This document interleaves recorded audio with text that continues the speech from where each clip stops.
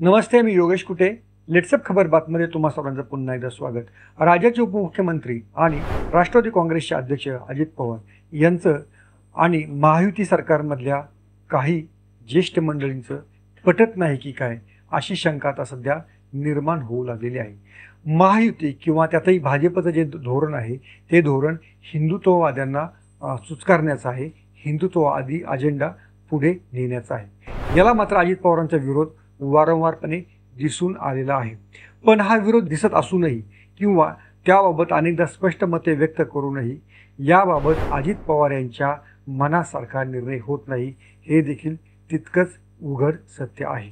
आता एक दोन उदाहरणं आपण पाहूया, याच्यावर आपल्याला स्पष्टपणे कळेल की अजित पवार यांना महायुतीचा हा अजेंडा पसंत नाही, मात्र ते त्याविषयी फारसं काही करू देखील शकत नाहीत. सगळ्यात जो महत्त्वाचा मुद्दा होता तो होता भाकड जनावरांचं करायचं काय.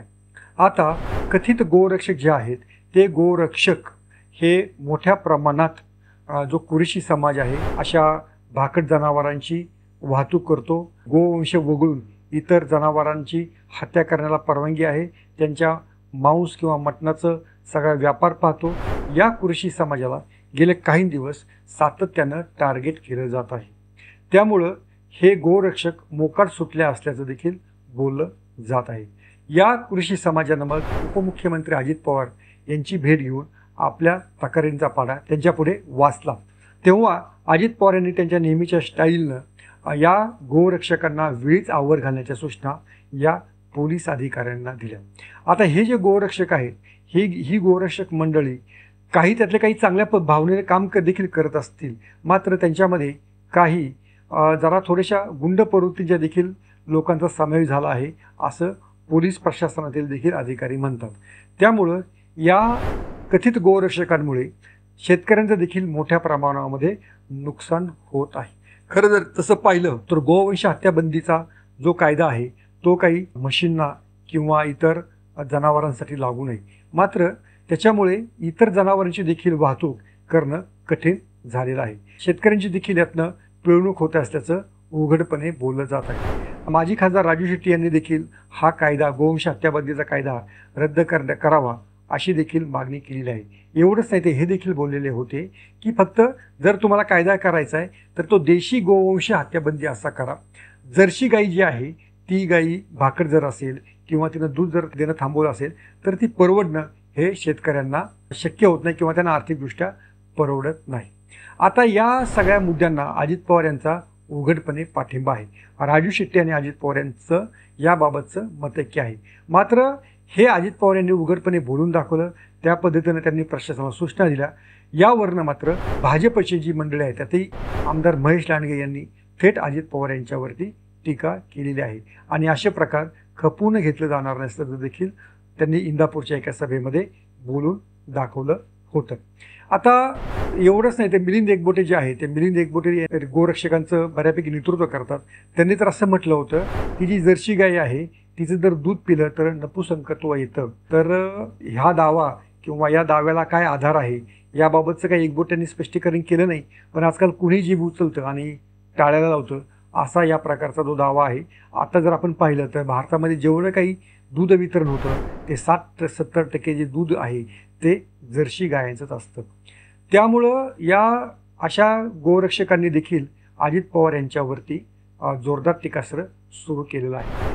अजित पवार यांना जे उपमुख्यमंत्रीपद मिळालेलं आहे ते मोदी आणि अमित शहा यांच्यामुळे मिळालेलं आहे आणि मोदी आणि अमित शहा यांना सत्तेवर आणण्यामध्ये राष्ट्रीय स्वयंसेवक संघाचा किंवा हिंदुत्ववाद्यांचा मोठा वाटा त्याचा आहे.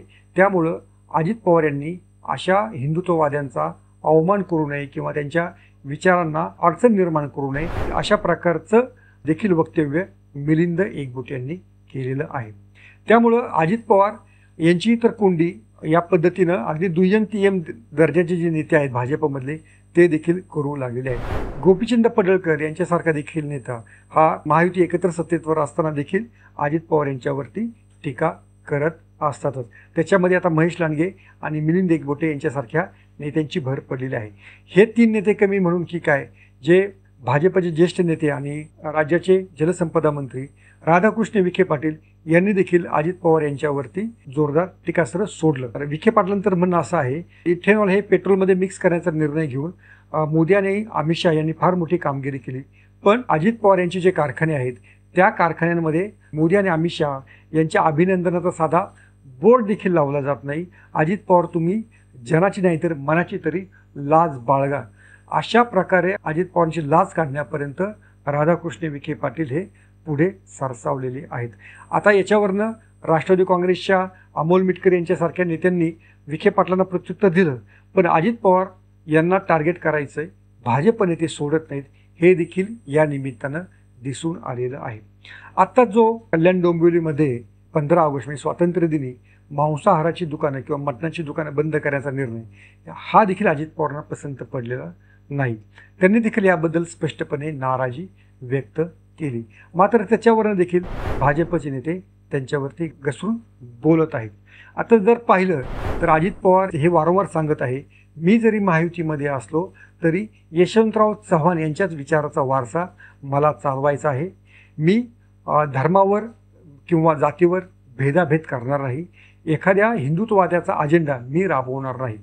पण हे अजित पवार उघडपणे बोलतात, त्यांच्या भाषणामध्ये सांगतात. पण त्यांच्याच पक्षाचे दुसरे जे आमदार आहेत संग्राम जगताप हे देखील त्यांचं ऐकत नाहीत. संग्राम जगताप हे मुस्लिम समाजाविषयी अक्षरशः गरळ ओकत असतात. त्याचा फटका राष्ट्रवादी काँग्रेसला आज ना उद्या इतर ठिकाणी बसू शकतो असं देखील बोललं जात आहे.